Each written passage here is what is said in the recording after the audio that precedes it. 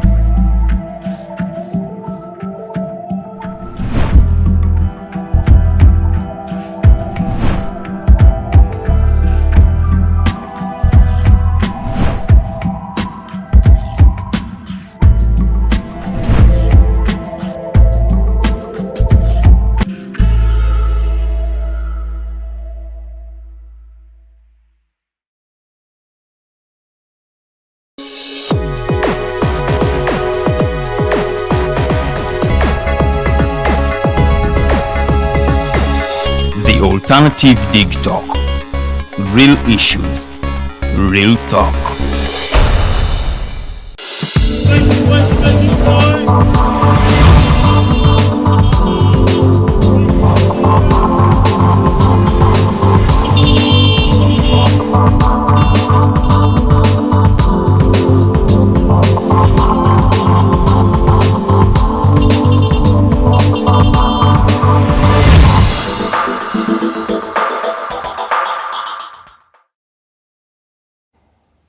Yes, students return to school after 2 years in the lockdown. Uganda still remains the country that locked down students for 2 years without having any education going on.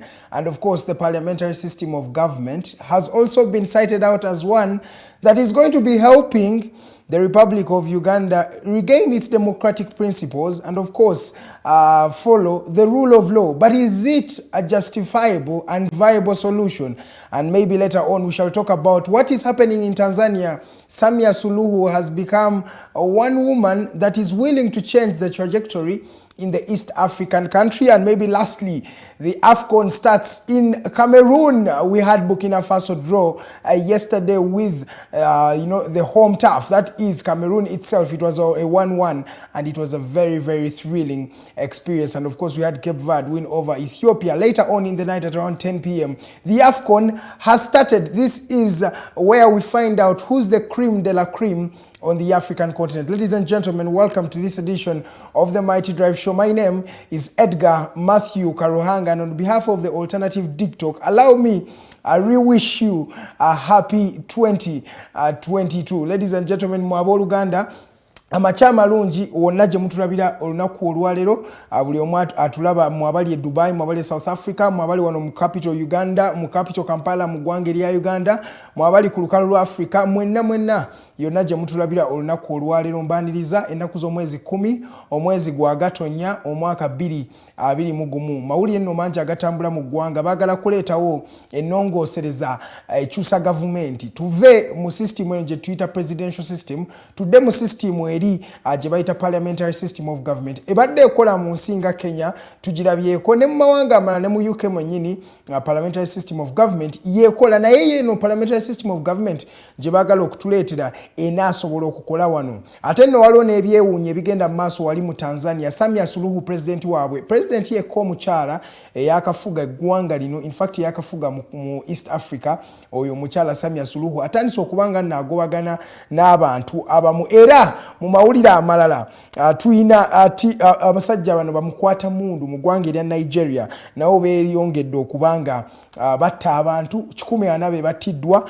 wiiki eyo sabbiiti ewedde. Paka saawa zino poliisi ye Nigeria teyina kye yakoze. Konno ebyo byolina okusuubira mweno edition oba muguno omulundi ogwa program Mighty Drive. Naye nga sinagitandika munzikirize nsooke neebaze omuntu omu wano gwenkola naye yes leero nkoze ne Rogers Tulyahabwe mwami ali ku camera Teddy Tenjo Nabukera yali in production n'omwami Jeremiah Mukibi director w'olunaku naye leero munzikirize nebaza omukyala Teddy Tenjo Nabukera akensuso omukyala ono temwandindabye kuguno omukutu ogwa the alternative diktok olunaku olwaleero singa tabadde mukyalo oyo omanyi obatera okugamba mbuno you have friends who mention your name in spaces of opportunities nti wabeerawo omukisa wabeerawo omuntu akwogerayo n'agamba bannannyina omuntu gwe mmanyi asobola okukola kino mukyala Teddy Tenjo Nabukera yekennyini yeyayogera erinnya lyange okubanga nzija wano ku program eno eya Mighty Drive era ntwala omukisa guno okumwebaza n'okwebaza buli omu alina kyakoze mu bulamu bwange si Teddy Tenjo yeka naye ne abaami ba Rogers Tulyahabwe ba Jeremiah Mukibi bano be bayita the unsung heroes nti ba heroes bano tebaboogerako naye nga tebaba bakola bibeera byansuso nze sisobola kubeerawo nga sibalina nti they are the ones who actually shape me, they are the ones who mold me, bebawandika script bebakola production bwati mmwe ne musobola okubanga mutwegeka so munjogere eyo nsaba okubebaza kwebaza omukyala Teddy Tenjo na buli omu n'omukulu Norman Tumuhimbisa executive director w'omukutu guno ogwa alternative diktok raw opportunities azawadde abantu ab'enjawulo ndoza okwongerezaako awo oba oyagala kukola internship omukutu guno weeguli goli mass comm student journalism student oyagala kubanga okola internship yo yes this is an opportunity for you jangu wano waliwo hands on training ebintu obirabako kamera bweziri computer bweziri buli kimu ekiri okubanga naawe oyiga the art of production or the art of media so to feeling out of place so tukubirako anytime kubira mwami Arnold programs director w'ekifo kino ajja kubanga akukwasaganya go student ngoyagala okubeera nga okola naffe wano internship ku the alternative diktok so tubaniriza mwenna mujje enamba eri noti 7 noti emu 8 noti 2 emu 2 oba 0701 800212 yo ye namba ya wali ya Arnold Mukose Anthony programs director w'ekifo kino kandi nyingire mawulire mangu no abayizi batandise okubanga baddayo ku ssomero oba lunaku lwaleero abayizi bagenda kubanga baddayo mu masomero ag'enjawulo okuva ennaku z'omwezi zaali 18 omwezi gwali gwa March omwaka gwali 22 okuva olwo paka sawa zino abaana badde tebalina bakuddayo ku masomero okubanga abeesomera abadde balinamu kasente kaabwe abadde basobola okusomera ku mikutu gye bayita online oba Zoom naye waliyo bana ababa tebasobola bangi nno ababa tebasobola kubanga basomerera ku gino emikutu bazzeeyo ku masomero olunaku olwaleero abangi nno abatazzeeyo mu masomero era naawe woba ondaba olunaku olwaleero ng'oli student ng'ebyokusoma obadde obyesonyiye nze ndowooza bagamba obutasoma buno buluma bukulu it is high time you also man up ogenda oddeyo ku ssomero omalize emyaka jjukira buli mwana addayo ku ssomero tagenda kubanga addayo mu class gye yali baba bamwongerayo mu class ey'okubiri automatically oba obadde mu P1 that means oba oddayo oli mu P2 oba obadde mu P6 oddayo oli mu P7 oba obadde mu senior 1 oddayo oli mu senior 2 kino eno yali directive eyava ewa Minister of Education and Sports era ne Minister oyo Janet Kataha Museveni yabyogerako ne President yennyini Tibuhaburwa Yoweri Kaguta Tibuhaburwa Museveni naye yakyogerako kino so olunaku olwaleero amasomero ag'enjawulo gaguddwawo n'abo nnyini amasomero agalema okubanga gaddamu era nayo alhamdulillah bagamba tugende tunonye business endala kubanga amasomero gaba gaganye osobola ogenda n'okola business yo ey'enjawulo so olunaku olwaleero abayizi bazzeeyo mu masomero nga tuvuddeko awo waliwo nno ennongoosereza mu government eyagala okujja what they call introducing a parliamentary system of government. Parliamentary system of government ebeera etya ebeera nga ba members of parliament oba ba MP mwe mulonda abantu ate bo beekolamu omulimu ne balonda president anaaba abafuga kino nno kyagala kubanga ki-introducingwa ndooza mulaba omukutu ogwo ogwa proposed MPs to elect president no bantu bangi batandise okubanga bakirecevinga nikibayita mixed reactions nafunyeko ku screenshots ez'enjawulo ez'abantu okuva mu kibiina kya National Resistance Movement nga boogera ku nsonga eno tulina chief whip Thomas Tayebwa yekennyini yadde ng'akyogerako awo ng'alinga alaga nti nno tekigenda kubeera nno kibi nnyo oba si kibi nnyo okugamba mbu nno parliament ebenga yerondera president ndooza mujja yagambye whether true or false ono Frank tumwebaze yagambye whether true or false there is no harm in reviewing the constitution through a participatory consultative process I thought many have been calling for different constitutional reforms. So how shall we achieve this? Ndoza mulaba omwami Frank tumwebaze ekyo kyakyogerako naye alinga atakiwakanya agamba abantu bangi badde baagala ennongoosereza mu gavumenti. Lwaki baba tebabalongooserezaamu? Omulala bamuyita Thomas Twayebwa ono nno ye nampala wa NRM era kennyini naye yakyogeddeko yagambye as NRM caucus we are yet to receive this proposal. However, we must appreciate that the proposed system is one of the known political systems practiced by successful democracies like Great Britain, Italy, Canada. Ndozo chuwe agamba NRM tenaba kufuna kintu kyonna ekibagamba tebanafuna mawulire gabagamba kweno system naye ate bwe babafunye amawulire gano si kibi nnyo great democracies omuli Great Britain, Italy, Canada gonna gakola system bweti naye kyebuuzibwa ffe nga Uganda n'obwa Uganda bwaffe system eno ya government twagyetegekedde. Are we really ready for a parliamentary system of government? That is the first question. Have we been able to uphold the democracy we have wanted for the last 35 years as a new government took charge? We have had a lot of constitutions that have been changed over time. How true or how viable will this type of system work? We have seen Kenya change its constitution over time. Tanzania na bakyusiza mu constitution yawe mirundi ejiwera. Na yefe Uganda tubadde tugikwatangako. Are we going to abrogate the 1995 constitution je twakola tufune constitution yendala enabange supporting a parliamentary system? Are we going to use other systems? Simanyi, because nze nchirabamu abantu abalala bakiraba from one perspective, but we want to open up our eyes tulabe kino ekintu kinaba kikola. Yes, bagenda kubanga waliwo kibayita strengthening of political parties nti we introducing a system weti amaanyi oboga wadde ebibiina, so ebibiina ebisalawo ne byenoonyeza ababaka bisobola okubanga bidictating a policy oba government policy mu parliament. Juke akati ate parliament yebesalawo waliwo another opportunity nti waliwo kibayita impeaching of a sitting president, nti mu system bweti president osobola okubanga omuimpeaching oba osobola okubanga omujjamu obwesige. So bye byennyini nno betugenda okubanga twogerako olunaku olwaleero n'omukyala Kakayi Zeridah, how best can we address or welcome this system? Oba eno system eyina gweyamba kubanga ebigambo bingi ebyogeddwa abantu ab'enjawulo nti system eno erabika ina omuntu gweyamba. So obyo betugenda okubanga tutunulira olunaku olwaleero ku program The Mighty Drive Show. So tula kalira olyoka obenga onyumirwa ku mawulire gano getukuleetedde olunaku olwaleero. Tudukeko wali mu ggwanga erya Tanzania. Omukyala Samia Suluhu, president wa Tanzania omukyala asookedde ddala era nno ye president omukyala mu East Africa yakasookera ddala yagenze mu byafaayo.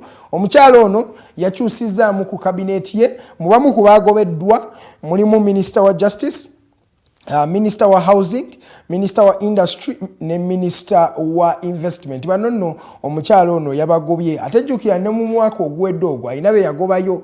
Omukyala ayongedde okubanga alaga amaanyi. Omukyala oyo gwe bayita Samia Suluhu, omukyala eyaddira mu bigere bya John Pombe Magufuli gwe batera okuyita the bulldozer. So mu ngeri eyo omukyala ono yakyusizaamu mu cabinet ye, so n'agoba kwabo baminisita benkugambye mulimu Minister wa Justice owa Minister w'amateeka, Minister w'ebyokuzimba oba housing, Minister w'ebyamakolero oba industry ne Minister wa investment oba okusiga oba obusizi bw'ensimbi. Bano yabagobye olunaku luwabadde lwa mukaaga wali mu ggwanga erya Tanzania. Era nga tukyali mu ggwanga lino erya Tanzania, speaker waabwe wa parliament ya Tanzania omwami Job Ndugai yakiise bati abakita resigning oba yalekulidde omulimu ogw'okubanga ye speaker w'eggwanga lino erya Tanzania omwami oyo Job Ndugai. Entabwe eva ku ki? Entabwe eva ku okwewola kwa government ya Tanzania eno. Government ya Tanzania etwogerera ng'okwewola kweyongeredde waggulu bali ku buwumbi 36 bwa dola compared ku GDP yabo baje baita gross domestic product je baita eya 64.7 billion. Nti sente ze bakolera wa budget yabwe eringa mu buwumbi 64 mu milioni 7 oba bilioni 7 mu ndabe eyo. Naye amabanja ge balina eggwanga lino erya Tanzania geeyongedde. So as someone who's responsible, the speaker of the August House in Tanzania, Mr. Job Ndugai, yagambye sigenda kukolera mu gavumenti oba sigenda kukola wamu na gavumenti eyeeyongedde okubanga yeewola ssente entakera eri kuno ku buwumbi 36 bwokka naye bajje wano e Uganda. Can we compare? Wetwogera nga Uganda tetuli mu 74.7 billion wetwogera tukunuukiriza okuweza obuwumbi 74 obw'amabanja naye ate ono awezeza 36 akivuddemu. Gwe ngambira mbona ate takaabya kyejo kubanga kati kuno kuba kukaabya kyejo. Affe wano Uganda tuli mbuwumbi 74 naye ate teri alekulira n'abantu tebalina nsonyi naye mawanga agayinamu ku buvunaanyizibwa omukulembeze walaba nga police egenda mu maaso tekkiririza mu yengo omuntu nga kye bayita individual goals oba individual principles agamba waaye ewanyo weewo omulimu ngusuddewo naye wano mu Uganda ekyo kyo tekinnaba kubanga kirabika. Ndoza tuddukeko wali mu ggwanga erya Ethiopia mangu Ethiopia abantu 56 be bafiiridde mu air strike olunaku lwabadde lwa mukaagira mu kibuga ekya Dedebit in the northwestern Tigray region. Wetwogeranga abantu 56 be ba reportingiddwa okubanga batiddwa ekikompola air strikes bye bayite bikompola. Yes, air strikes abantu 56 be bafudde mu region ene ya Tigray. Jukira mu region ene ya Tigray mwe muli abali abewa oba nchite kwewangangusa oba ku rebelling Abatigre baga nti bakkiriza mu government ya mainland Ethiopia eya Ahmed Abiy. So mwekyo olutalo lwabalukawo mu November oba mu mwezi gwa Musenene mu mwaka gwa 2020 paka sawa zino olutalo luno lubadde lugenda mu maaso. So air strikes ezakubiddwa government ya Ethiopia zatute abantu 56 era bano nno baadde basaalumanya omanyi mu lutalo mbeera mu kibayita victors of war and also victims of war nti mulimu abawangula olutalo naye ate mulimu olutalo lwe lutwala obutwazi nga tebo basaalumanya ne bannaalumanya. Abantu 56 be bafiiridde mu njegeno wadde nga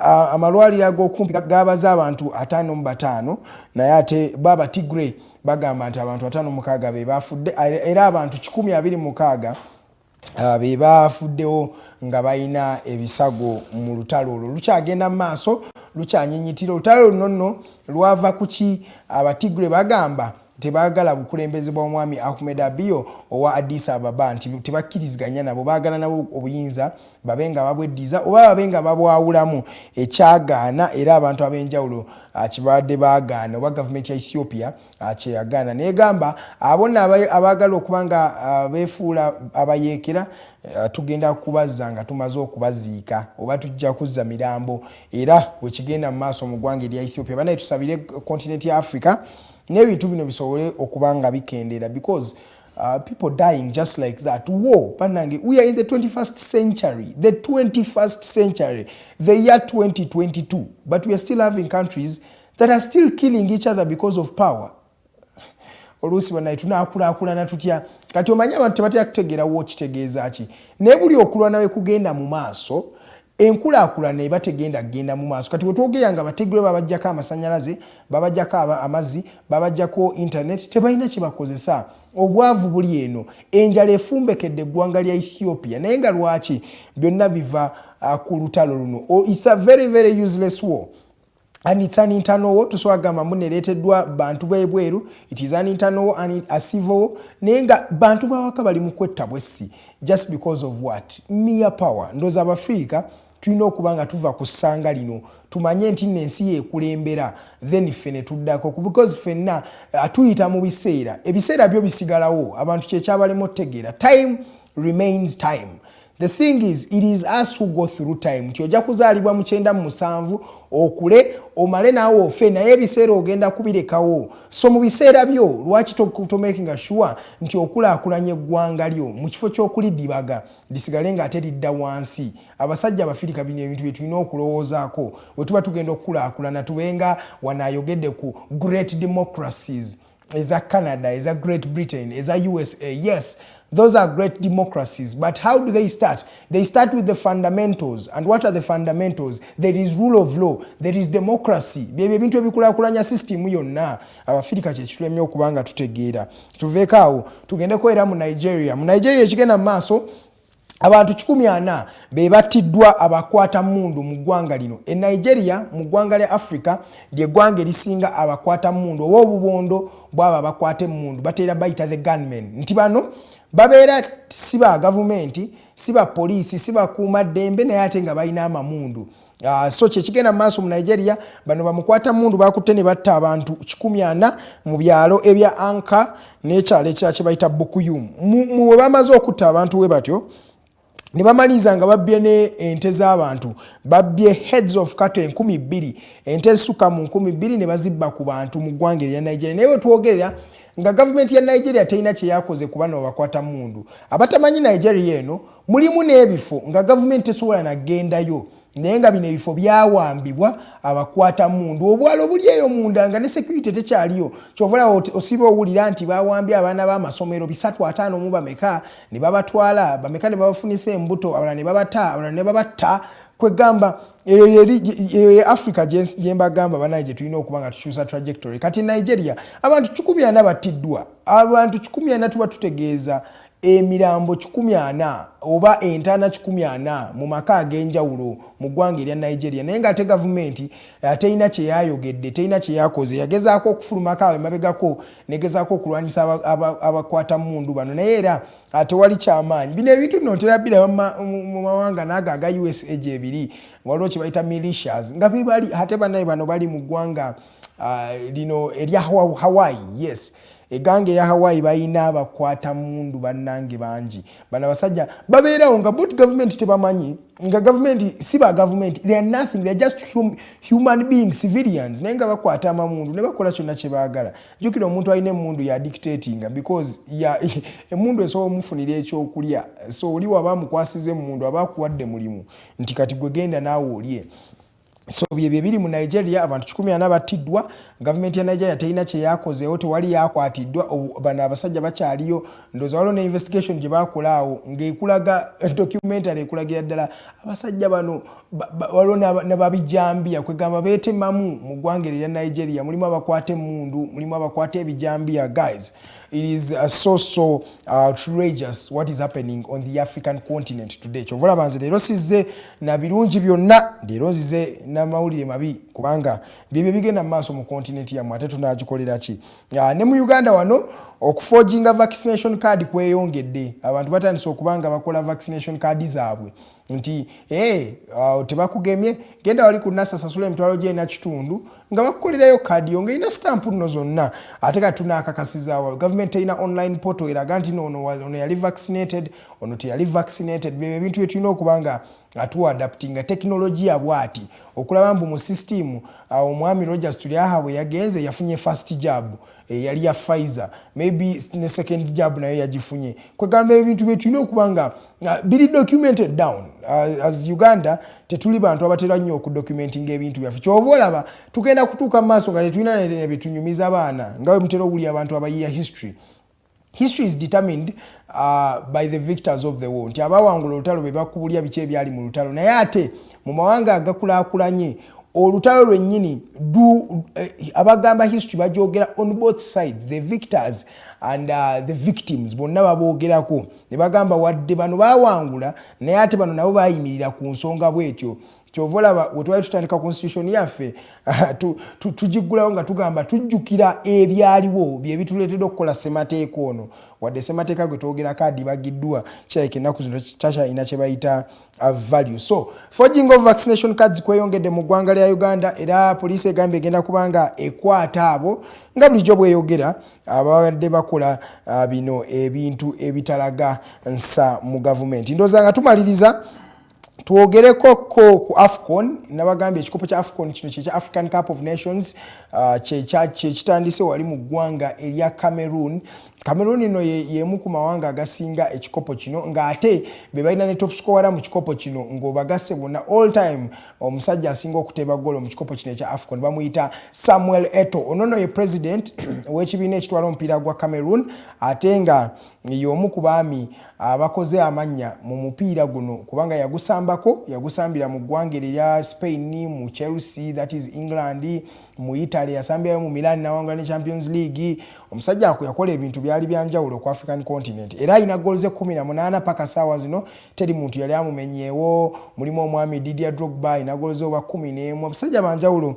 So AFCON yatandise olunaku lw'eggulo twanyumiddwa omupiira ogwabadde wakati w'eggwanga lino erya Burkina Faso nga lizannya eggwanga eryabadde erya bazanye eggwanga erya Cameroon. In fact Cameroon omupiira yagutegudde kubanga abasoose ne bagikuba goolo Sangare owa Burkina Faso ne babanyigamu naye Abubakar n'afuna penalty n'afuna n'eyokubiri ne bafuna goolo 2-1. Bakano kabadde kakodyo omanyi mu Africa wano VAR ayinza obutatukolera bulungi era nsiba nkigamba abantu VAR juka mu Africa tulya barevali bamanyi okulya tobiwulira ebyo wale omupiira gwali gondupalaka ne KCCA bagabira ondupalaka penalty mu dakika y'ekinana no bazigabira KCCA penalty abondu baraka ne bekalakasa nti ate refari yalidde ate kati olese VAR ate n'okuli already mu system kwemuli kwegamba tuba naffe tetukulakulana. So eggwanga lino erya Cameroon lyakubye goolo zadde 2-1. Then Cape Verde naye yaze nekuba Ethiopia goolo yabaddemu ku bwereere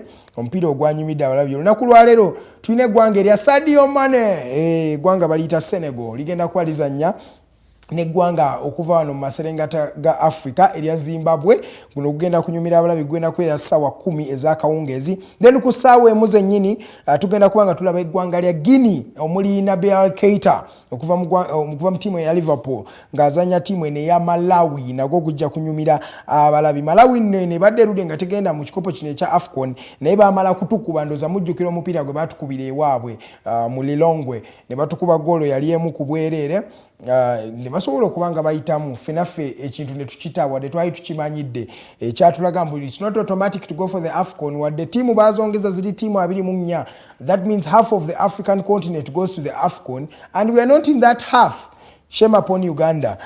Ndoza ku ssaawa zijja kubeera nya ezekiro tujja kulaba eggwanga lino erya Comoros ba debutants betwakuba okuba nga tuddayo mu AFCON wa 2019 bagenda kubanga bazanya Gabon eggwanga erya Pierre-Emerick Aubameyang nagwo guno gugenda kunyumira abalabi ku ssaawa nnya eza akawungeezi. So temusubwa AFCON twagala ekyaffe bwe tunayagala ebyabalala ate tunayitawo. Yo Arsenal yavudde mu kikopo kya FA.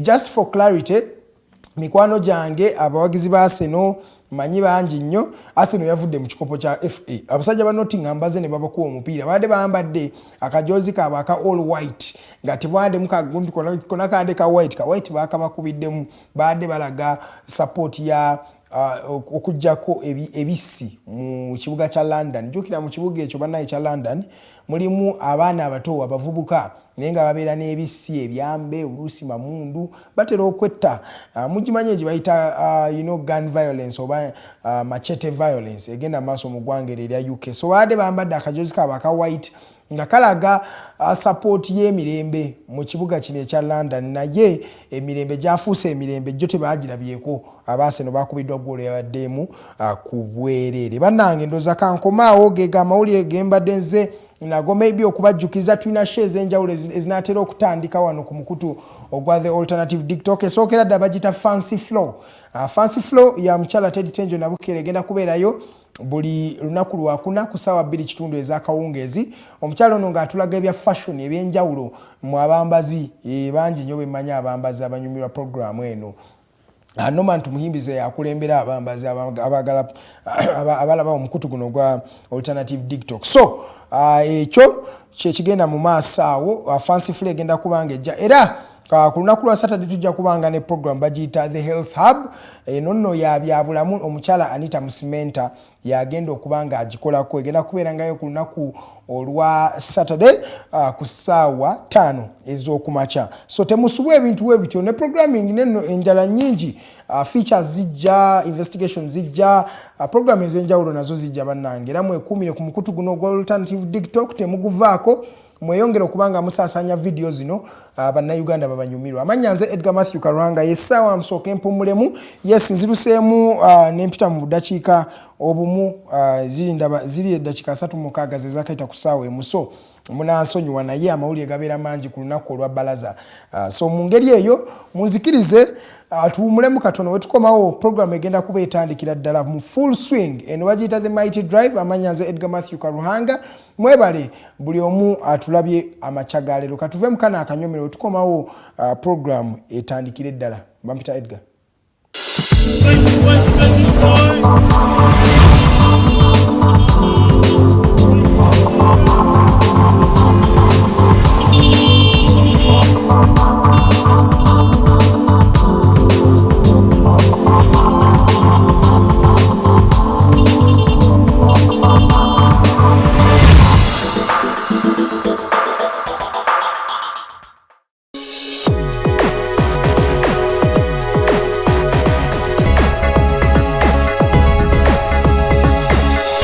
Alternative Digitalk. Real issues, real talk.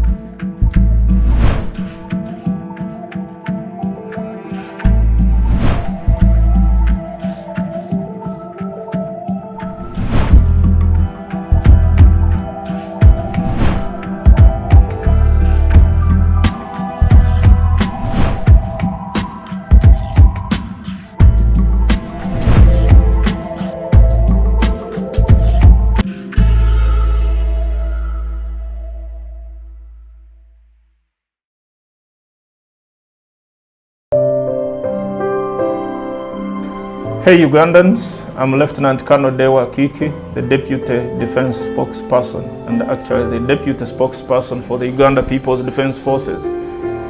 I was hosted on Alternative Digitalk. I encourage all Ugandans that this is the way to go. Always watch, participate, give your views and ask questions on Alternative Digitalk. Digitalk, the way to go.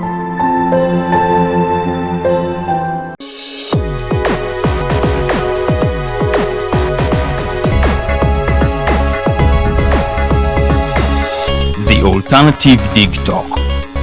Real issues, real talk.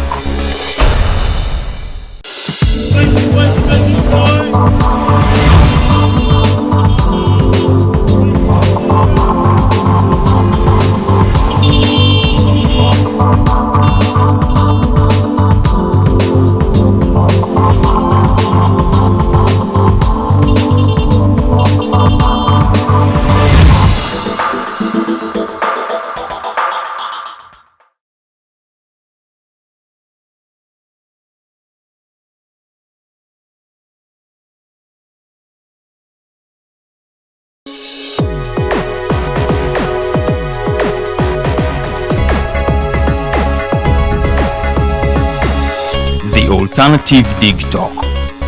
Real issues, real talk.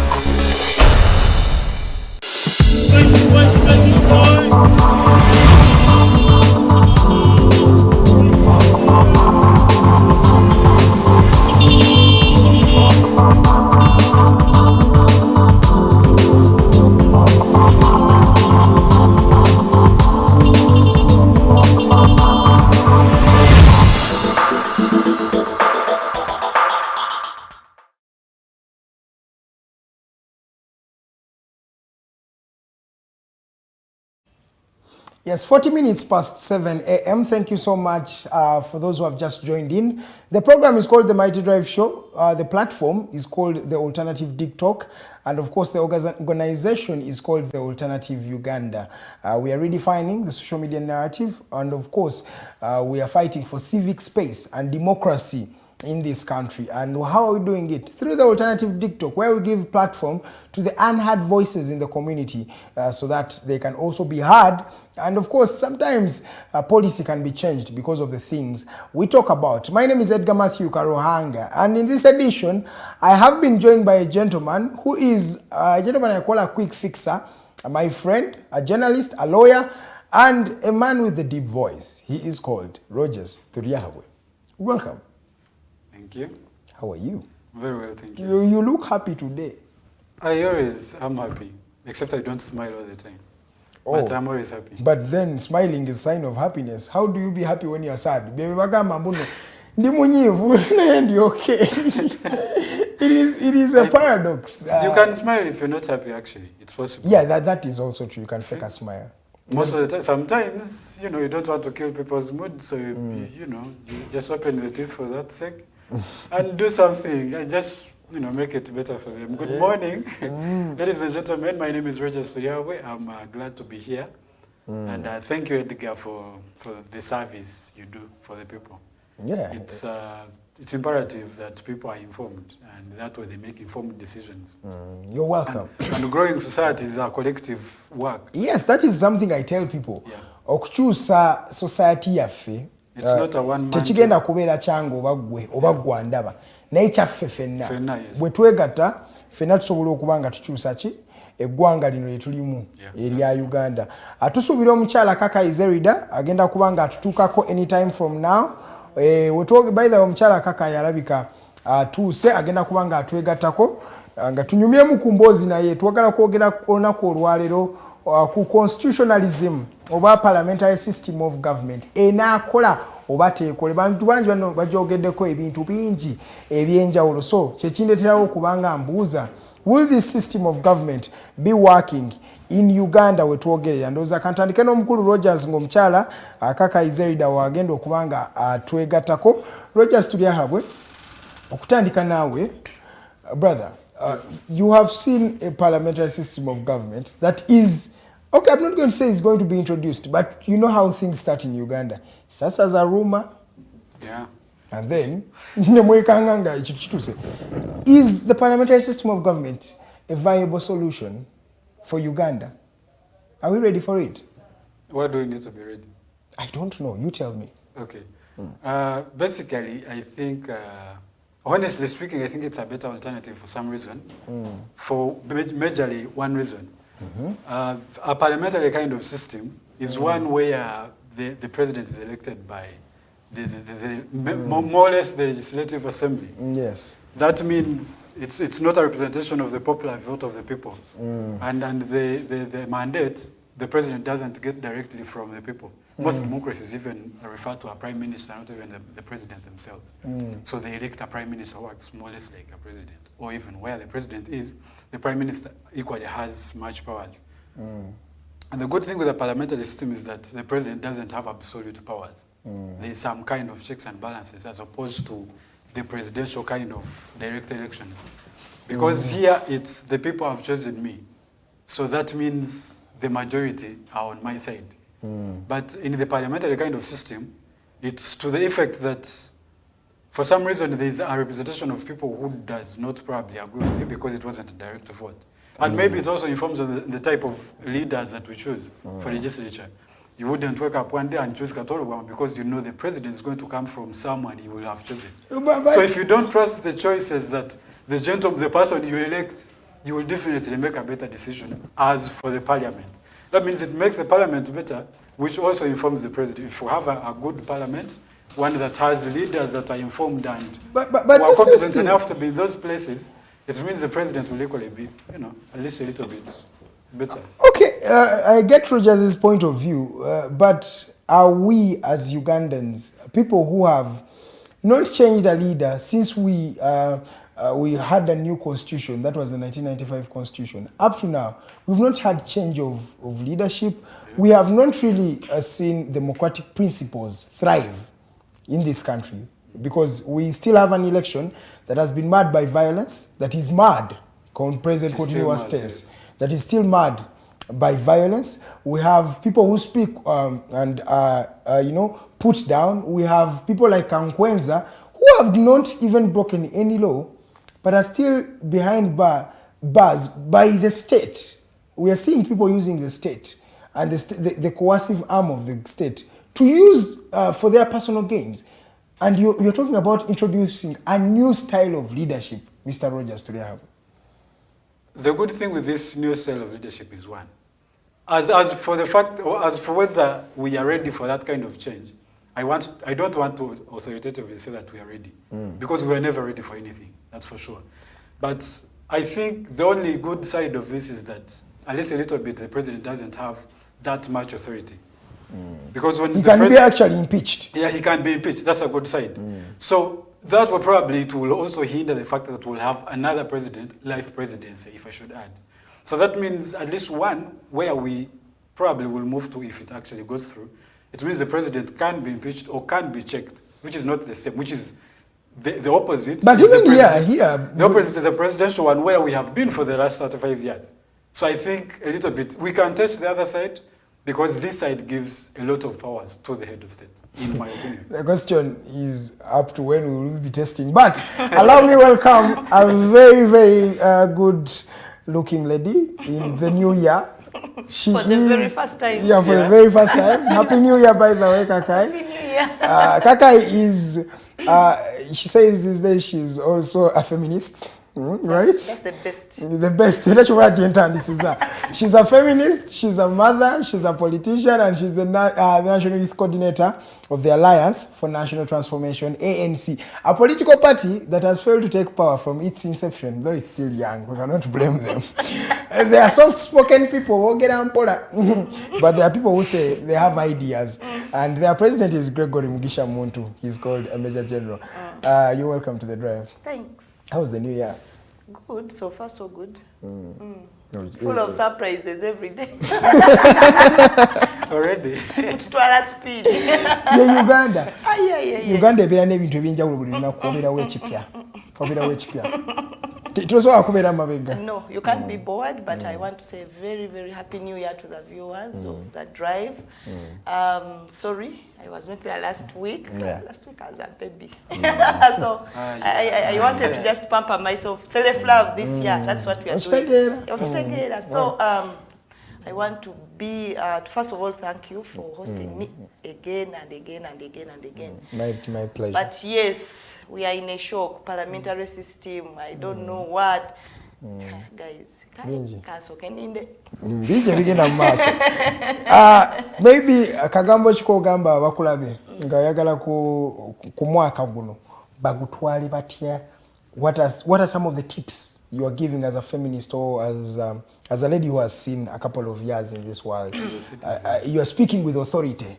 I want you to speak with authority. Kubanga you're a senior citizen. Which is driven from Edgar. Yeah. Anyway, so babulire bawe ku tips wa 222. Tips is soka one, have a goal for this year. I know every year we have had goals, but have a goal this year, and it should be specific with timelines. And with the necessary resources. Don't say I want a flat when you have not even had a bungalow. First get a bungalow before you get to a what? To a flat. Step by step. But let them be specific with timelines that this year I'm going to do this, and whatever hurdles you go through, make sure that you still stick to your what? To your goal. You will get it. Wow. Yeah. Okay, oftentimes setting a goals na mama. Inzo yingira omwaka omulala nga goals wa setting. Kama katuzikwate ko guno guddako.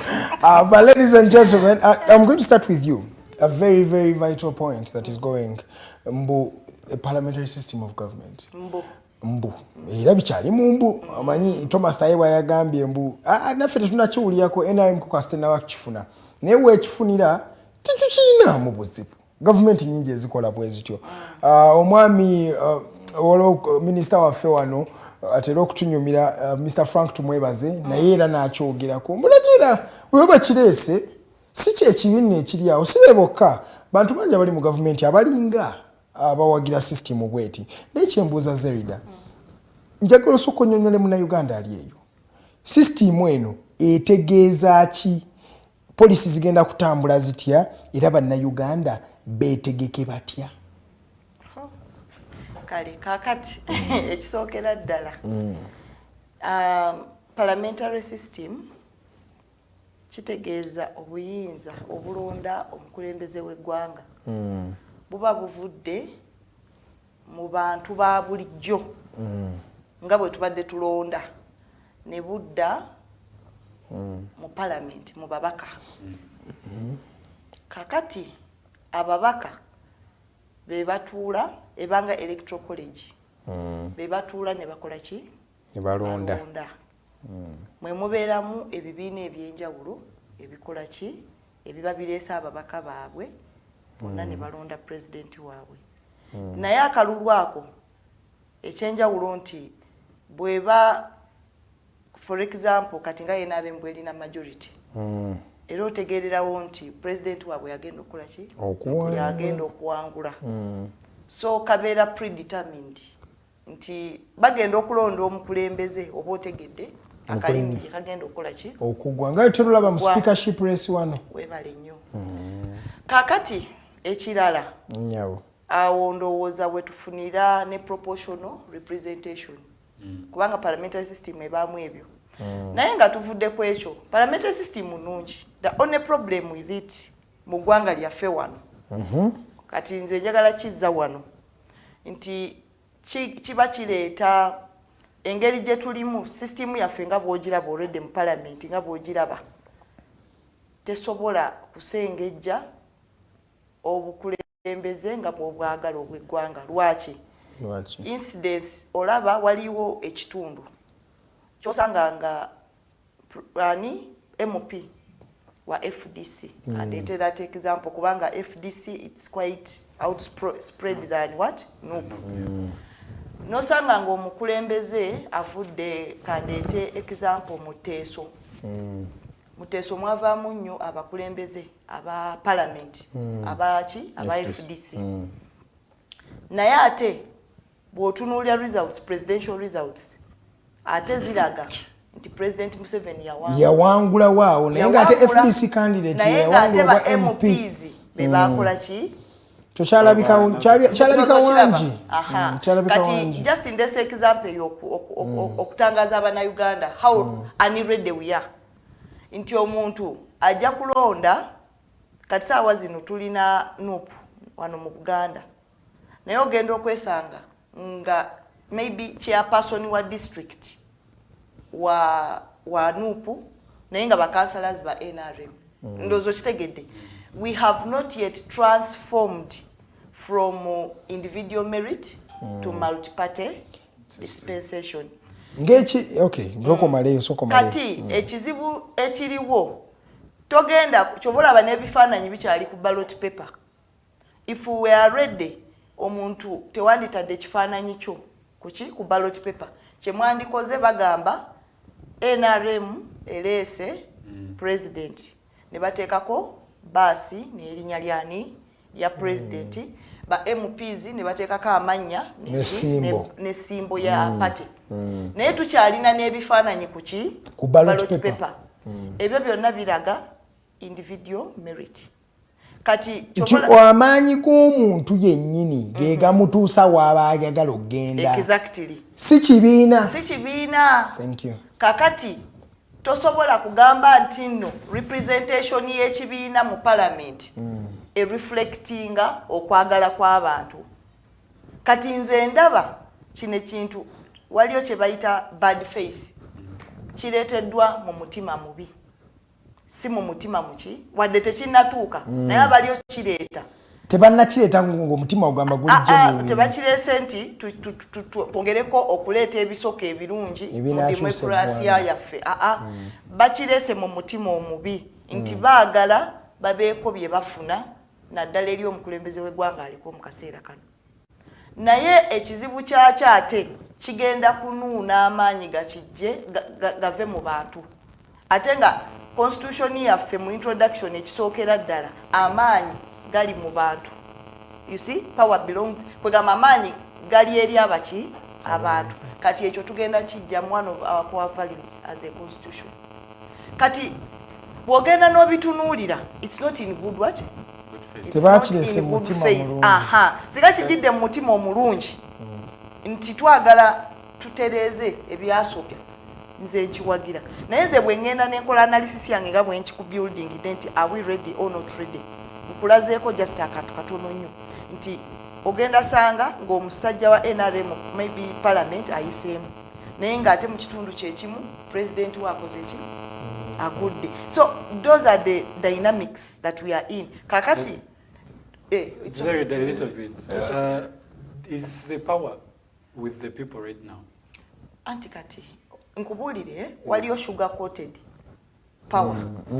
Sawa zino tulina nga bwolaba ka chloroquine luliye nga kakyakaawa nga bateekako kalayini nga akasukaali kati mu butobo mu kifo ky'okamira otandika kanuunolooza ki sukaali ogenda owulira ekivaamu ate nga omaze okuwoomererwa mu kamadde n'ofuna obukaawa kiba kibi nnyo. So that's the kind of democracy we have here. I want you to pause, Ms. Kakayi Zeridah, because as we're speaking, we have 4 minutes to the top of the hour. Ladies and gentlemen, thank you so much for tuning in to the Mighty Drive Show. It's now time we take a short commercial break, but when we come back, they have started a topic of the people. Where are the people in this case? Because people are talking about parliamentary system. The people don't even know what a parliamentary system is all about. All they want is to see a sitting president who is going to give them peace and, of course, help them thrive in this very difficult country, Uganda. Ladies and gentlemen, let's take a short commercial break. When we come back, the Mighty Drive continues. Good morning.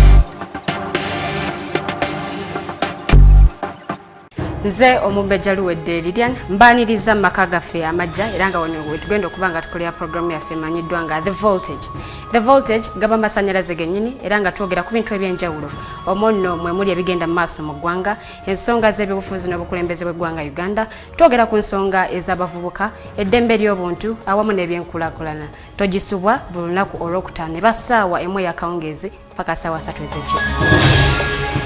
The Diaspora Link buli lwakuna sawa 11 paka sawa emu ey'olweggulo ye program gye tukuleetedde wano ku Alternative Digital Uganda. Tugenda batutunulira embeera z'Abannayuganda baganda baffe bannyinaffe zibawangaaliramu mu mawanga ag'ebunaayira.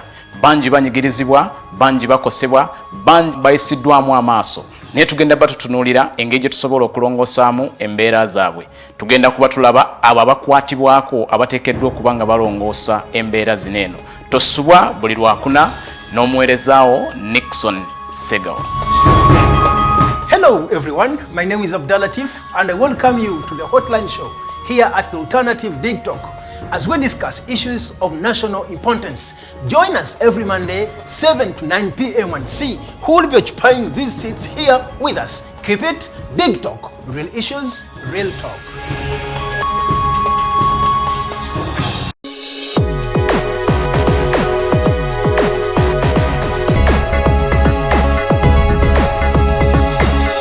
The Alternative Dig Talk. Real issues, real talk.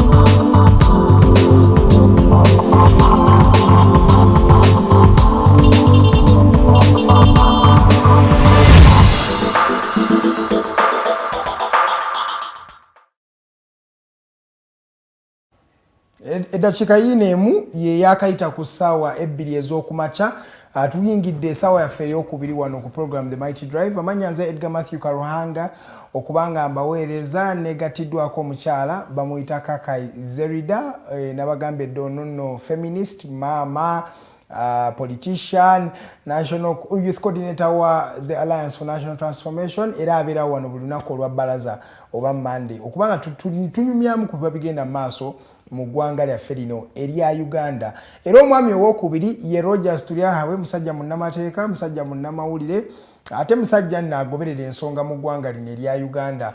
He knows a thing or two about the political spectrum and how maybe politics should be run in this part of the country. Remember, in the second hour, you can also join in the conversation. The number is 0789017145. The Airtel number is 0759231310. Tujja kubangera otukubirako atunyumyamu emboozi naawe tulabe engeri gye tusobola okubanga tukyusaamu lino eggwanga. Tugendeddemu kuwummulamu tubadde tukyayogera ku nsonga eno eya parliamentary system of government. Government nga Parliament yelonda omukulembeze w'eggwanga era yekennyini yeyina amaanyi agamugjamu obwesige nga ababaka basobola okwekolamu omulimu. Alina ababaka abangi of course yaba dictating ani omukulembeze w'eggwanga abaddako. Bantu bangi bakyogeddeko, bangi bagambye mbu maybe it has been brought by mixed reaction. So naffe olunaku olwaleero y'ensonga oba amakanda we tugasimbye ku system eyo. Kantandike n'omwami Rogers Tulyahabwe yabadde alina ekimusiiwa luli nga tetunnaba kubanga tuwummulamu. Kiki ekyadde kikusiiwa ssebo? No, my issue was she mentioned that the constitution, which she's right, the constitution says the power belongs to the people. Does it actually belong to the people? Yes. Does it? It belongs to the where people. We stand. No, you've said does it belong to the people? Where we stand, it doesn't. Here is one thing. It's one thing to do political sloganeering than realistically looking at what is happening. The power is not with the people already. Yes. The power is not with the people already. Now, the reason why I was saying a parliamentary kind of system is a little bit better, in my opinion, is because it checks on the absolutism of the president. That means there are people he is accountable to. You see? Right now, when you elect a president, every time something happens, he feels like the people have all chosen him. So if they have, what he's saying is for all the people. You understand? That means the checks and balances will not definitely work because the people will not probably have chosen. He will have a feeling, this is not a representation of the people, so I don't care. But when it is their system, there's a system that checks the president. It becomes easy for him because the kind of system is that political parties are strong enough to represent the people from the grassroots. This way, political parties, if someone is ahead of a political party, they will work better because they feel their party should be, they still want to be elected in power. That means they will afford some people a little bit of consideracy. They will be considerate a little bit. As opposed to the presidential kind of thing. Presidential, and it's also in Kaita zero-sum game. If the president wins, it is entirely about them. They have yes, the winner takes it all. Yes, the president has the powers of the head of state. He has the powers of the executive of the state also. That the means commander-in-chief of the UPDF. Commander-in-chief of the UPDF. There's too much powers. You understand? But where there are a little bit of kind of systems, it means he has some people to appeal to. There is some kind of accountability he feels he should be affording some people. And that way it also helps the people in the long run. It brings me back, Rogers, before you conclude, it brings me back to the point of oyogera empowering, okay, the political systems or political parties must be strong in the first place. Yes. Are our political parties strong? That is also another question. We move towards that. Okay, the system has ups and downs. It has a downside and an upside. So where do we stand in that? Where are we right now? Are we up, are we down? No, I mean... Honestly, because I can read your mind and there is an answer you are trying to... Here is what I'm trying to do. What we have is not bad. Yes. But it's not better. Yeah? Between the two, I am choosing the parliamentary system because I feel it has more upsides than the downsides as opposed to what we have right now. No, but the question is, the stakeholders in the type of system you are supporting, have they been well informed about the system itself? Are we ready as a community? The voices. Are we ready? I want to bring in the people, but I want you to first tell, before we even bring in the people themselves, are our politicians or political systems ready? Are our political parties ready for such a kind of system where we have NRM have 301 MPs every year, and we have NUP having 60 MPs, and we have the total of opposition having not even more than 100 MPs. And when you look at the independent, they're all lying maybe on the NRM government. Leaning, yes. That means you're looking at an 80 to 20 equation. Your question is based on a premise of intentions under which this idea was brought. I'm going to no, it is not that, by the way, because that is also another independent review. Omoyo gw'abaleeta kino ekiteeso mulungi. Kiri kyekubuuza kiri ku political systems. Naye kino ekyate eky'omwoyo kyo kirala because the political systems now where you're putting it is that where we have a political system that, as it stands right now, is so that the people, our politicians, but they are not. They don't know where they stand. One is independent, one leg is in the government. Because you know why? Because the government it pulls all the shots. The government is the state. It's the political party. It's the same thing. It's one and the same. Which is what we would avoid in this idea, in my opinion. How are we avoiding that way? A political party is a little bit standing alone and not the state itself, in my opinion. Okay, you're trying to differentiate things, but that are already intertwined. Miss Zeridah, njagala omwami ono tusoke twogere naye tumuze waffe. Si waffe kubanga nange siri wo. It's just that the question is, Rogers has not painted it out clearly. Nti nze njagala kwebuuza nga tetunayo kwogera na kuwa main stakeholders, nga tetunayo kwogera ku mwoyo ogwaleeteddwa, the faith through which this thing was brought. Njagala tusooke twogere ku bantu bennyini abaagala okibeeramu, for example the political parties and the members of parliament. Bo beetegese political parties zaffe, because nze ndaba it is very odd nti NRM ina bangi oba government eri mbuyinza ina MPs bangi nti automatically wanaleta parliamentary system of government bagenda kubanga president yava mu NRM ever. The same story that we've had in the presidential elections. The truth is, for MPs, specifically those that are pro-government, yes, even opposition, omanyi ku byendia, one thing I've realized, there's no opposition in parliament. Yeah, otwegata, naye bweba bino ebirala, of course we try to build political capital. Some of the opposition. So first of all, for MPs, they feel, of course, now they are relevant. And of course, as usual, they are going to be bribed. Let me tell you, I followed keenly the speakership race. It was a true reflection of how the parliamentary system will be. Because we had, I think, 90 something MPs as opposition. Opposition, yes. They were like 98, I think, yeah. Yeah. Because FTC has started something, and then EP, and then UPC. Opposition, balinga chenda munana chikumi, if we are so many. Now, when you look at the votes that Semujunganda garnered, 15. not even his own party. Jaka akakeje kuna akasewanya ne yamusekendi. Webale nnyo. Kakati ogenda okutunuulira ayinza n'omusekendi nga n'atakamua. Ogenda okwesanga nga n'obululu obubwo obwa pate ye teyabuweza. You understand? Yes. Now for deputy speakership it was worse. For deputy speakership, I think Honorable Anita got around 400 something. Yalekayo bululunga 10. Nebukola ki? Kati yabukukumba. Yabukukumba. Kati okay, let's assume these people were indeed voted because of their parties. Let's assume. Which is very wrong. No, I'm just assuming that these MPs were voted because of their political affiliations. Yeah?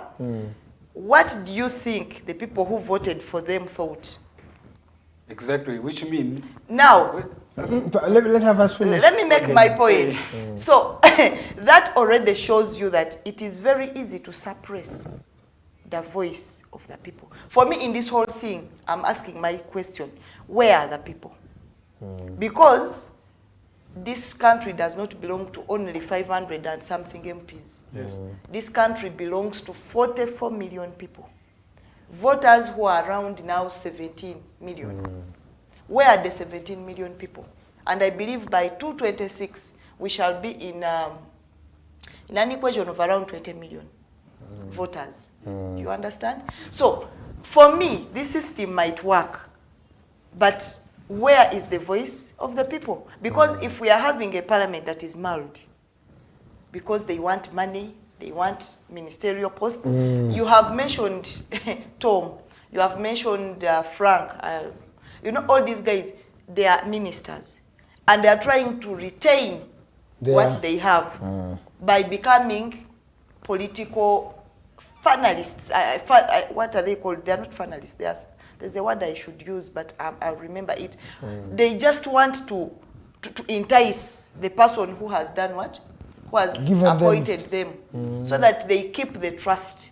So, tetusobola kubeera nga tugenda kubeera kubanga olwanirira bwa minister.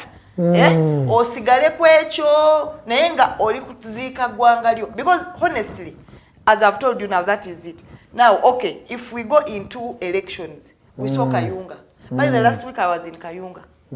I had gone for some private work. And guess what? These people who took the vote were praising themselves. Ababba akalulu. Gabagamba twagamba chibene chiba. It already reflects kati singa MP abadava Kayunga. Oli afunye emitwalo 3 ona afunye emitwalo 2. Ba declaring zo emitwalo 2. Nti yawangudde akalulu. Yagenda okubalondera president. At least in this adult suffrage, fine, mulimu ebizibu bingi ne bweba okabya akalulu nga towangudde. Ojja kutegeera nti munange eddoboozi ligambye nti ebintu byokola tebitusanyusa. Okay, can I chip in a little bit? Do you know why that is happening? Why? In the first place, it's because the party they subscribe to is more or less the government. So it means there's no level of checks. This time, it means whatever political parties they are on the same level. No, not one of them will decide which goes. But what do you think? Why are you keeping? I'm going to interject you from there. Why are you keeping on saying that the political parties are on the same level? They can't be on the same level. Because they will be. How? That is what you're saying. Let me tell you. You're speaking because from a futuristic it will be about appealing to the people. The one thing that keeps you in power is so that people support when you. they appealed to the people and she was not given the seat. Exactly, that's the problem with the system we have. That's what I'm saying. Because the difference will be that the president is, you see, Edgar, the difference here will be that the president will be elected by the MPs. The MPs are drawn from the people. That's what I'm trying to now, also show. Who declares? The politics starts from the people. The process. Have you realized that? The process. I understand. The process is already mulled. Has the process been fair to the legislators? Right now, to the legislators? Yeah. I wouldn't say ordinarily. It's not. That is what I'm saying. That we are in a system where the dictation is made by the the big man, right? He's the one that will order around the police. He's the one who orders the electoral commission. He's the one who does everything. And then you're saying we should empower the MPs, because if we empower the MPs, they will get a good president. But the question is the system that is running the MPs from scratch a very fair system for starters? And then, how sure are we that the legislators will speak the voice of the people? Because it is on record for now, maybe to say, that many members of parliament have gone against the will of the people. Not once, not twice, not thrice. Yes, we're speaking from experience. That's true. That's true. So what guarantee do you have? That this time it is going to be fair. How it changes is this. Because now, when you don't do the will of the people, you won't come back. But you have already, it is the yes, that's what you're saying. No. It's a process. You don't wake up and get on a red carpet. What I'm trying to say is this, what you're saying, Zeridah. When this person is not appealing to the will of the people, it means next time they will change. But that is what I'm saying. Yes. They will change after the wounds have already been Yes, that's true. Roger. But it's a process. Then the thing is, then one would ask Rogers, then one would ask you maybe, that, Kali, tukiriza, the wounds will be there. We are still healing from the wounds of the presidential system of government. Yes. Now we are starting on fresh wounds of the parliamentary system of government. They are all wounds. And I'm saying, change, let me ask you, Edgar. Already let me ask you, Edgar. Kati ate tutandise okubanga tugezaako kuwona ate tugwe mu bulwadde obupya. Are we really here? That is what I'm saying. We have been in a system for maybe at least 35 years. You can say that we have followed this system for this long time. But then you're bringing another fresh new system. So are you saying that when we start with this, things get better? I'm saying the devil you know is better than the angel you met yesterday. Yes, but it's also possible. You know, there's a thing. Let me tell you. Why I'm actually supporting this thing is one. There's some hope of something different. We might change. Like what? Because where we are right now, things are not better, and they are not yet to get better. Roger. It's not headed to any good direction. How sure are we that the only problem, Roger, okay, the only problem we are having right now is that we have put ourselves to a certain level. That we are debating this because of individuals. That all political players that are existing right now. And that is wrong. Because I can assure you that one day President Museveni will leave. That brings me, Zeridah, you have brought the point. That brings me to my next question. Omoyo gwabaleeta kino ebbago lino. Yes. Guli gutya? Mubi. Because this system supports unpopular personalities. You just need 400 votes to become a president. But if we stay in our current system, you must traverse this whole country to convince everybody that you are going to become the president. So the only problem we are having right now is that we have put ourselves in a certain corner and we are looking at the current political players, which is wrong. Because for me, I'm not in Museveni's generation, neither are you. We are in another generation. Different generation. So, the next generation, I can assure you, even within the NRM, they have learned lessons. They are not going to make the same mistakes.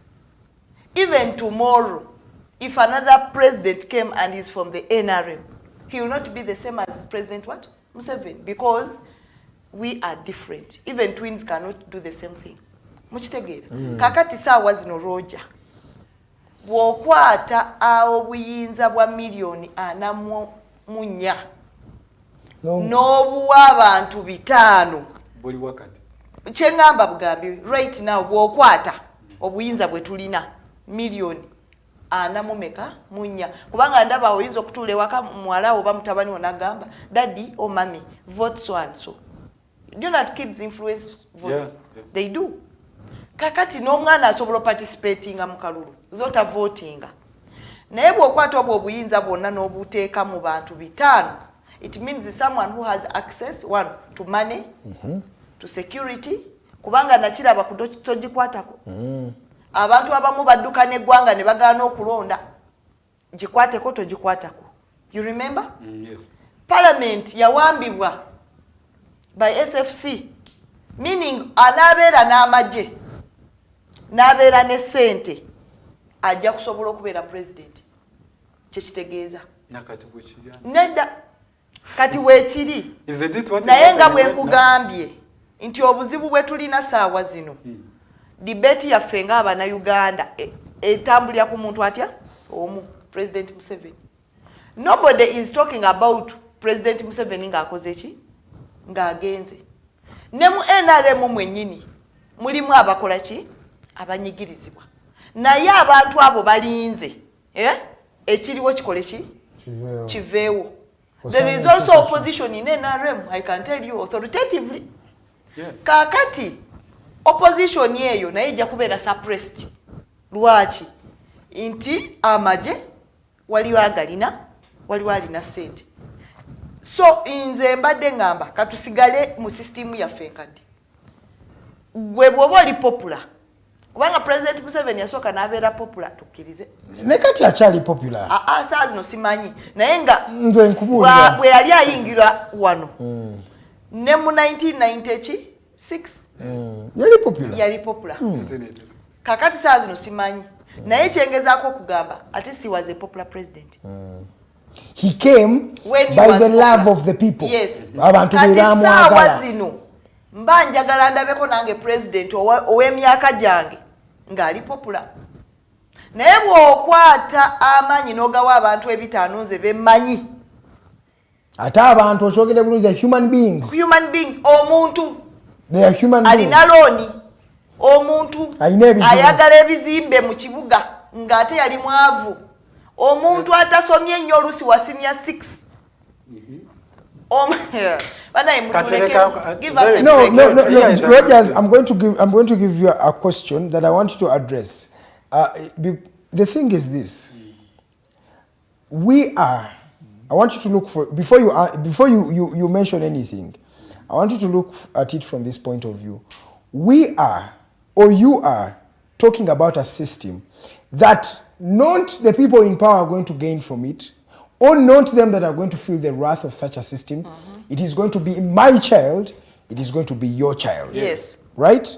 It's not them. Because this system of government, when people make such changes in the constitution, there are always changes made for the future, for the betterness of those that are yet to come. Nti abanajja balisanga nga trajectory ekyuse. Ng'embeera efuuse ennungiko. Kyokkola bagambye katutezize ebbago lya NSSF.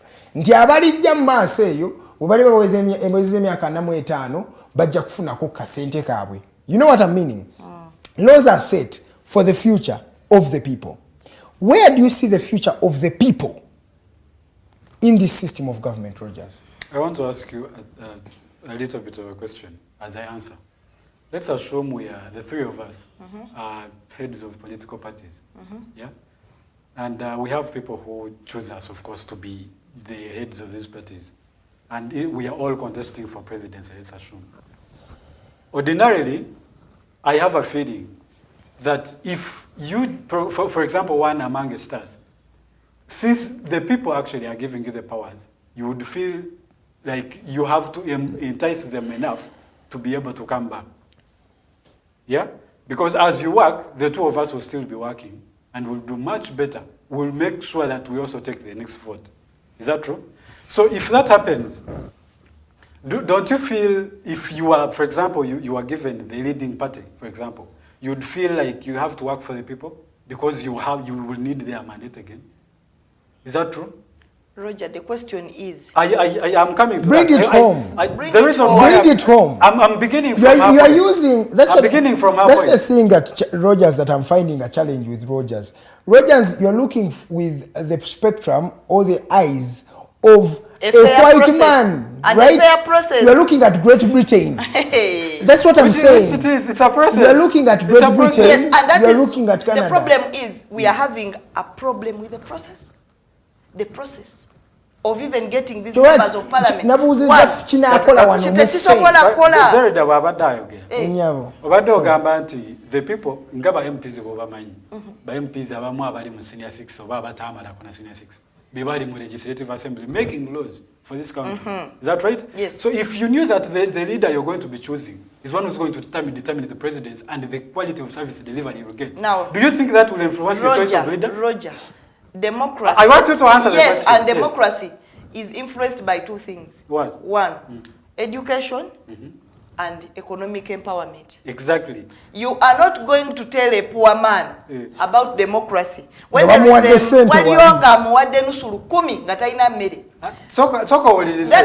same thing I'm Now trying to let's show you. back to the people. Those are the It's not drivers. about the type of the system. Neda. It is about the people. Mukama Because the people are not being patriotic enough to look at what they need. They're looking at the short-term goals. No, That's Rogers, what I'm trying to say. I don't know. That's what I'm trying to also. Bana kati mu abatuwuliriza edakika ndazi zino ziri abiri mutano zizakaita kusaawa ebbiri wensabira nammwe mutuwegatteko abali mu kutulaba essaawa zino mukube essimu oba sindika comment because Rogers nze ndi mukulu oba is it me but I'm thinking you are looking at it from a perspective of another country tonnabaliratinga mu Uganda. The thing is this, you know how Uganda poverty rates are so high. Yes. Tuli baavu typically ndikyobula omuntu bamuwa 2,000 n'agaba akaluluke yeyo system jeni mukugamba nti omuntu ogenda munyumiza ba patriotism nga ye njala emuluma omuntu enjala gweruma tagenda kulowooza no lindako Rogers njagala osooka owulire ensonga yange because the thing is you fail to try to look from another different angle oyina angle joli closing the on okitegeera which I want you to also maybe just think about this angle. Let's go back to the reality on ground. Let's go back to the people. Let's go back to the chapati seller out there. Let's go back to the mutembe igo bali mukugoba wali mukesi stajina chakola. Today yo wansi mu bantu munna Uganda atayina sente ye agenda kugamba I need money wonamu 2,000 agenda kuwa MP enamu adde sente chi is that a problem with the system? Because cheni mukugamba mbo it will culminate into the system. Yes. Because we cannot change that right now. Their mindsets change after a long time. It's a process. It's a generation. Thank you so much. Okukyusa mindset yomuntu. Kyeni mukugamba wano nti okuprotecting omuntu ono ali wansi lwaki tetuleseewo system already gy'amanye kennyini wasobola ogenda neyeerondera omukulembeze we n'agamba Rogers ono ansanyusiza which brings me to my next question guys. Yes. Nti lino ebbago amazima lireetebwa ani? Who is it in support for as this type of system yennyini? Edgar, let me start with you, Rogers. Okay, thank you. Edgar, let me say this. Here is the same thing. The level of uncertainty with what they are proposing is almost the same as what we have. Because in Nerero, no your chapati said Gogamba. Even if they go to the polling station and choose, let's say, Muchamuntu, it's not, because people, you would agree that basically people will choose someone different and they will announce another person. Is that true? If that is true, it's also not a guarantee that when a chapati seller is going to do an election, their mandate is actually going to go through. That is the system. But his vote will count. Nti Bobi Wine Kyagulanyi yafuna million 3 mu emitwalo 7 ez'abalonzi. Yes. Museveni nafuna million 5. Waliwo 3. Okitegeera? Kituufu. But the issue is what I want you to try to look at it this way. These people are actually voting. But we also know that as we stand, basically the president said it himself. If NRM doesn't say yes, you're wasting your energies. Is that true? Is that where we are? That's where we are. What I'm trying to say is this, that where a representative of the party, for example, an area MP of Makindye, let's say, Makindye East or Makindye West, or your MP where the systems are basically the ones running the state, which would be the case in a parliamentary election kind of system, it means the MP, their party is only in power for as long as the people are receiving some little bit of service delivery. Nkitegedde ekyoyogera naye nze kyekugamba okyali mu maazi tuli ku earth. No. Kazireke wa Zeridah. What he is saying, this gentleman, is that with such a system, you are empowering political parties. That means the more you compete as NUP, the higher chances you have of taking power. Nti kiri kitya nti MP Kyagulanyi genda onoonya ababaka obajje mu Arua obajje Zombo obajje Leptongo obajje Kasese oweza ababaka bo 3 jangu otwala obuyinza. Simple. You see, right now, as I think there was a time we discussed political parties, yeah? In a dictatorship, political parties cannot thrive. Tezisobola. Lwaki? One, the dictatorship creates instability in them. Naziteeka mu bambega. Naziteeka mu okwekuba okwe. I think that's instability. Aha. Kati obudde bwe bamala nga bakubagana. Because that is, it's a rule, divide and what and rule. Obudde bwe batwala okwekubagana, tebagenda funa budde. Bufokasinga mu kwezimba, bakole ki? Bawamba obuyinza. Ekyokusatu, right now as we speak, political parties have been hindered to organize and mobilize. True or false? True. Kakati ku footing nga tetuli ku level yemu. One, okugenda okukunga n'okubakola ki n'okubateekateeka abantu. Tusobola kubeera ne environment esobola okubeera ne ba MPs. That's number one. Number two, political parties zennyini nga bw'oziraba. Right now, the funding is very minimal. Ate funding yatandika, I think, ndowooza oba mu 2017. That is when the act was passed. No, not passed. That is when it was enacted. Kati nosanganga abantu abali mu political parties obusente bwe bafuna butono. Then you are competing with a political party that is using state resources. Yes, that's true. 3, even in those difficult situations, n'abantu bayira Uganda bamanyi kye baagala, because I've seen it in Kayunga. I don't know whether you saw that clip. You will go on Joel Senyonyi's page, Facebook. It is there.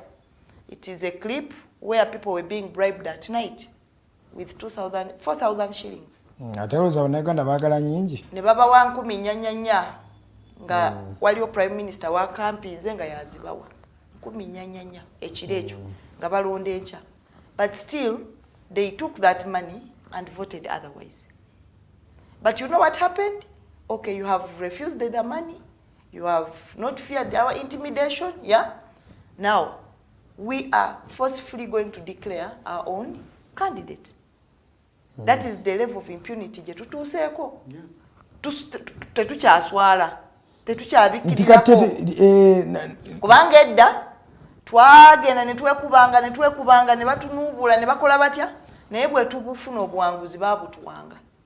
Kati n'obuwanguzi bakola ki? Babukujjako ng'olaba. Broad daylight ng'olina ne declaration forms zaabwe. So that is where we are heading. And guess what they are saying? Ne mtyana kye tugenda okukola, ne gundi gye tugenda okukola, kati ensonyi zaatuweddeko.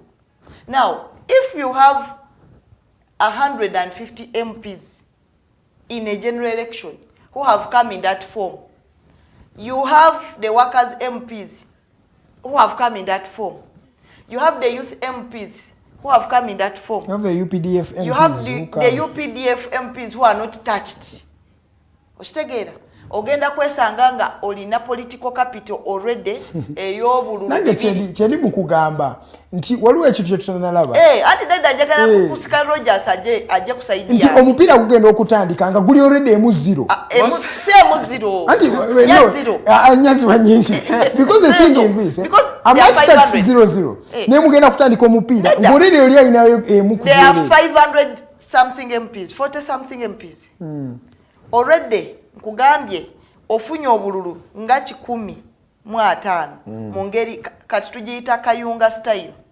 Obufunye mu Kayunga style nti abantu balonze kirala gwe no declaring nga kirala. Nojja n'ofuna obululu bwa wakaze MPs n'obuteeka mu nsawo.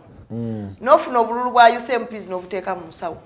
N'ofuna obululu bwa UPDF n'obuteeka mu nsawo. Okitegedde? Ne wabaawo ebitundu hard to reach areas nga radio eryeji emwe etuukayo gye bayita Radio Uganda ne wabaawo ne TV gye bayita UBC. TVs endala ze balaba za Kenya, they are never even informed about Ugandan politics. Kati ebyo ebifo bwe bityo waliwo ebifo nga bw'oba tofunye tiketi ya NRM ne bw'oba ofa togenda kola ki kuwangula. Kati ebyo ne bibanga 9. Okitegedde? Ogenda okubalabalamu ngo already tulina obululu bibiri, and it is by design that those people don't get information. It is by design. And we also, maybe to just add on, we have a system, or we have a parliamentary, or we have a Uganda that has segmented constituencies according to the strength of the ruling party. Yes. Because we've forgotten that there is a system nti waliyo constituency ngeya medad segona ngerimu abantu milioni 2 kitundu zigenda musatu nenga constituency eji naye tulina constituency eri ngeya general tafire ina abantu 15,000. You guys, we have people 5,000 bisatu 300 people. Nkubulire genda ku website. There is no constituency ya general tafire genda ojikebere ombulire. Next time I come here on the show, you know me, I always talk facts. I'm going to fact check omanyi you. Wamba oliba musiba Zeridah, I'm going to fact check you. Museveni yakola n'agamba wayi omuntu wange nalwana naye mu nsiko namwa parishes ate omanyi parishes eyo tezibeera n'abantu That's what I'm saying. Kati gwe genda okikebere nze mbadde manyi constituency ey'abantu 3,000 ku 15,000. Rogers, I know constituencies in this country that have 5,000 voters. Abantu 15,000 nga balina omukulembeze waabwe 5,000. Katona ayogedde ku 300. I am not sure about what she said. So we have forgotten that. Population ya Buganda. Nti ache mugamba. Nze nali mbala mu Medad constituency yesala mu ekwata Masaka road netuuka paka Echengerera neja nekwata Mitiana road ne onesika paka nga side zawa. Bulenga Bulaga Buloba nayo netuukirayo ddala. Eyo constituency eji erimu abantu milioni yezi. Naye balina leader ogu. Naye tulina constituency eri Rushema oba Rushere ng'erina abantu 10,000 oba 10,000. Naye bano abantu be bagenda okufuna ba MPs abasinga.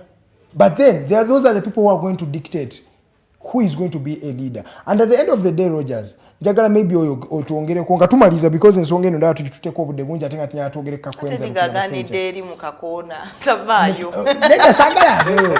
No, democracy, by the way, we are democratic. We respect the majority and also the minority. Yeah, we accommodate the majority and also respect the minorities. With your minority point of view, which many Ugandans, according to what I'm reading here, are also feeling it's a minority point of view. Brother, even now go into perspective. Do you still think this is the best solution for Uganda's politics? And mind you, what is going in the corridors of power is that such a system is aimed at empowering the first son. A first son who may not be the best of people to be liked in Uganda, or he's not well known to various Ugandans, apart from those who are on Twitter maybe. And yes, and this system is bringing such an individual. It is just quoted. I'm not, it is alleged. These are allegations that I'm talking about. Sibigambo byange. Allegations. Rogers, byonango bitade in perspective. Chicho was the same. What you're saying is true. And it's not about Kwanzi Jamuka Kona. Well, what you're saying is true. Most likely, this idea was brought because certain people are going to benefit from it. But even the existing one, they are already benefiting from it. So what, first wait, what you're, they're benefiting. What you're basically saying is like saying, actually in terms of kutoka mtaoni, wadebina wabizibu, okusingo fune mota kubayizo fune accident. You understand? Yes, because what you're basically trying to say is that it's going to be empowering certain kinds of people, which it is already doing the current system. So what I am saying is this, that there's a chance of something new that we can try to shape, which is obviously not going to be easy. And it's not going to come on a red carpet. It's a process. That's what I'm trying to say. Yeah? What we have is a system where the president calls all the shots. That is why you have a series of 5,000 people being cut into two, because the people who are coming from there are going to support him. Is that right? That is because the president is favorable in that circumstance. Now, in the area where the president is only determined by a number of people, it's because those people at least are a representation of different areas of people. You understand? Someone from Kapchorwa, another one from Shema, another one from Lebutong are the same people who are representatives of the views of the people. So at least for some reason, each one of those people at least know their people to the core. So their decisions, probably we will say, that are going to be informed by the people's kind of living. Thank you so much, Rogers. No, I'm going to break you off. off. No, it's not a minute. I'm giving you 20 seconds. Okay. Conclude. Basically, what you guys are you're just being, you're not looking at this in a long term. Because what we have is not better. What we have is not, what you're trying to say is, but when something is different, what you're afraid of is something different, is shaping something different. That is the idea. And no, I am not saying because what is coming is also going to favor some people. It's possible. They will definitely influence it. Thank you. Thank you, Rogers. Rogers, I'm just going to inform you in just 2 seconds or 5 seconds, is that the people you've talked about have a track record. The legislature has a track record. A track record that has shown they have many times, on many occasions, not respected what their people say. And that means when we continue with that, they make better decisions? Thank you so much, Rogers Tulyahabwe. He is a journalist, a lawyer, but today, I don't know. Let me just not continue. Let me not continue. Let's talk about Kakwenza Rukirabaseja. Kakwenza Rukirabaseja is an author and a lawyer as well, who is known to be an outspoken gentleman who has spoken about a lot of things. And he has been in a couple of tweets abusing the first son of the land, that is General Muhoozi Kainerugaba. In his words, he has referred to this gentleman and his family as, I won't mention the names, but as people maybe who you may say are not appropriate to be in charge of power today. Kakwenza Rukirabaseja, as we're speaking right now, he has been behind bars and allegations of torture have gone on about this gentleman. Many said I had his lawyer here and he said he was spitting blood. He said he was having pus in his pants, and all these things have been said just to mean that he has been tortured for a while. Kakwenza is still behind bars as we're speaking right now, and there is no justifiable case that has been put against this gentleman. It looks like an individual is using his power to determine the punishment that is to be given to a citizen of the country for maybe just abusing the first son. Itandike nawe nyabo sina chenyenda kubuza yogera choyogera. Nze nkuwadde information. Ndabo yogera okankana. Mbu. Because they are mbu. I have not seen these things. And you talk about things you've seen in this country. Even those you've seen, you don't even have to talk about. You don't have to. Yeah. Anyway, the fact is, Kakwenza was detained, I think on the 27th day of last month, around there. It was the festive season. And the charge was abusive communication. Offensive communication. Whatever it is. But they said, I am using... Offensive and abusive. Yes, but they said abusive communication. But of course it is offensive communication. That was how they communicated it. Now, the magistrate ordered for Kakwenza to be unconditionally released. That was, I think, on the 2nd of this year, this Jan. Now, he still remains in detention. And, of course, they went to his home in Iganga, and they did the search. And some of the issues that are emerging right now is that he is a Rwandese agent, which I do not know. And I don't even have any information about, because Kakwenza as a person, one, we attend the same law class. Two, he was a bit affiliated to FDC, and I think that's how I came to know him. So, right now, that is where my comrade is. However, I want to say this, that as Ugandans, because we have to be open-minded. As Ugandans, anybody is free to contest as a president, including Edgar, Zeridah, Roger, whoever is free. Right now in Kenya, we do have Kenyatta, who was a son to Kenyatta. Yeah? And he's a president. The only problem that we are having here is that I think because this regime has made people to be so exhausted, including myself. We do not even want to hear anybody from someone's lineage coming back. But he has a right to contest as a president. And that's why I'm saying, you don't need to bring a parliamentary system of only 500 people to vote for someone as a president. Whoever wants to come as a president, come and prove to all Ugandans that you're going to serve them. You don't need to detain people if they abuse you, because that is actually a way of testing your leadership and patience. You are going to be a leader of gangsters, a leader of humble people, a leader of erratic people, a leader of people who communicate abusively, a leader who is going to see cartoons all over the country. You cannot start. And right now he's a leader because he's the commander of land forces. That is already leadership. It's a responsibility, a public responsibility. So if he keeps on arresting people who abuse him on Twitter, how many people will he arrest? So I think this is an appeal to General Muhoozi.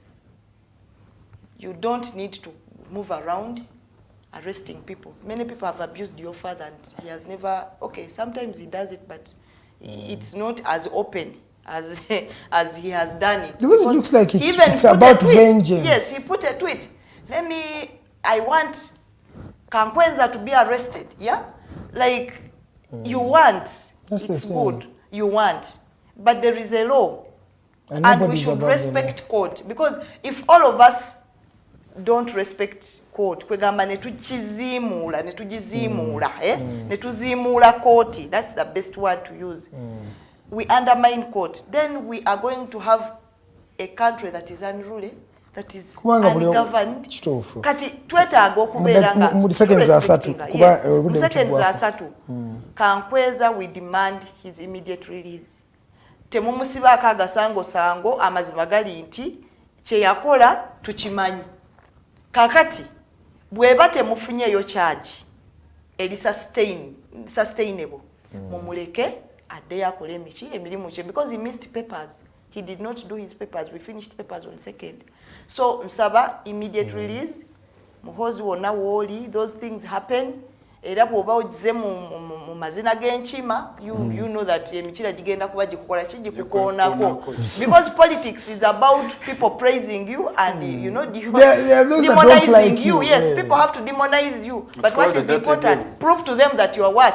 Okay. Yeah. Rogers, is this vendetta, if you were a literature scholar, if you were to read between the lines, is someone being vengeful to the other? I think basically what is happening is that,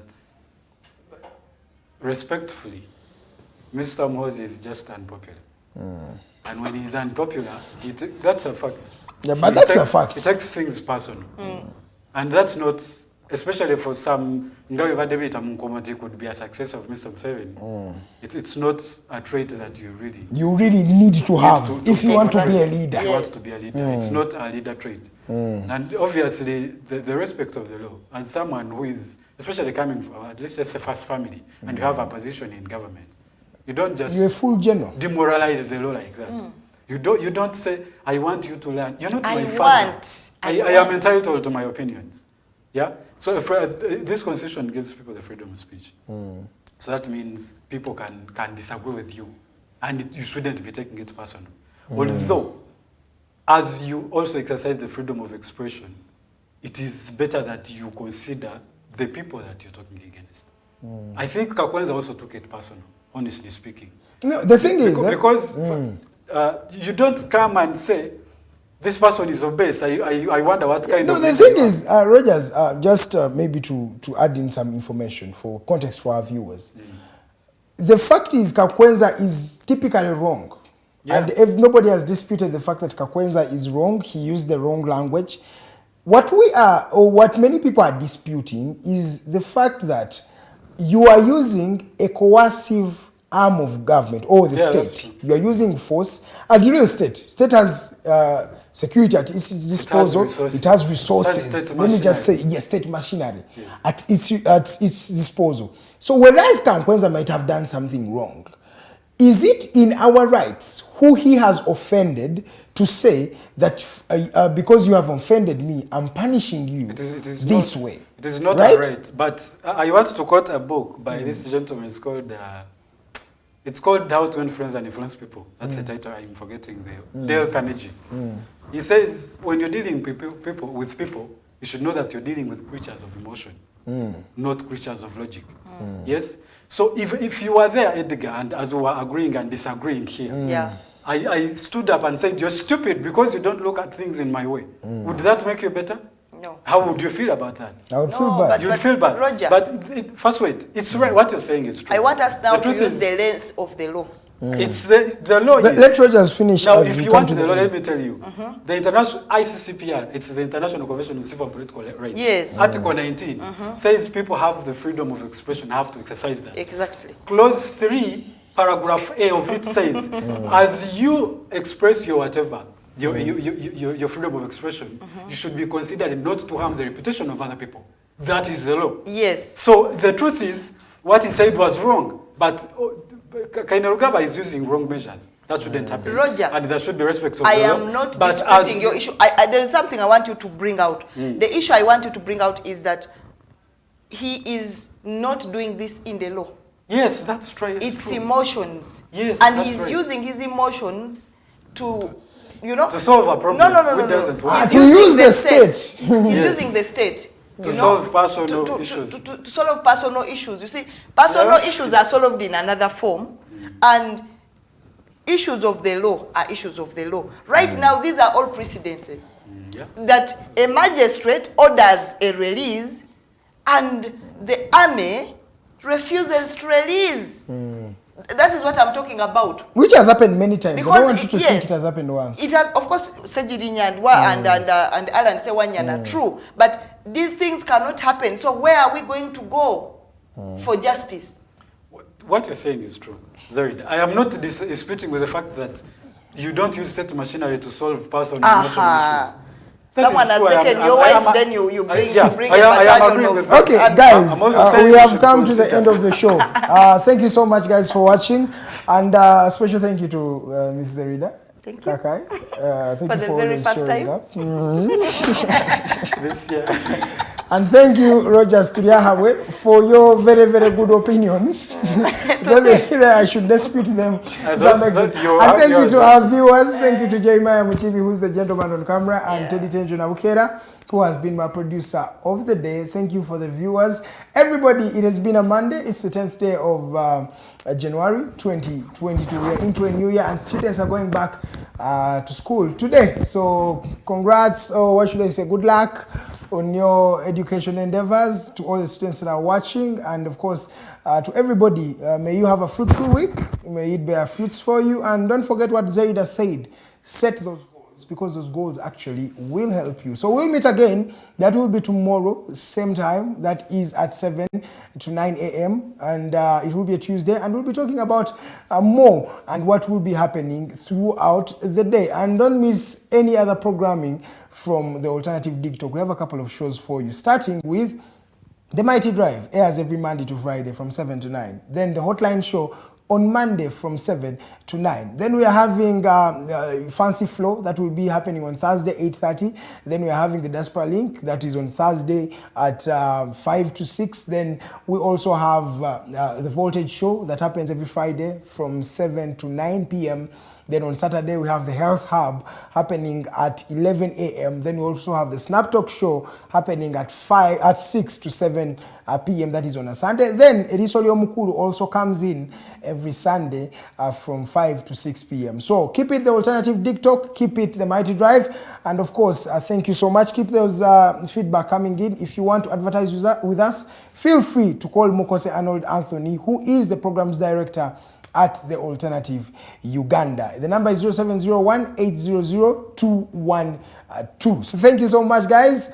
Till we meet again tomorrow, same time, same station tonight. Mr. Honorable Edgar Karuhanga will be here on the Hotline Show, and a couple of more panelists to make sure that you have yourself a very beautiful evening. My name is Edgar Mathew Karuhanga. On behalf of the whole team, see you tomorrow. Good day, and God bless Uganda.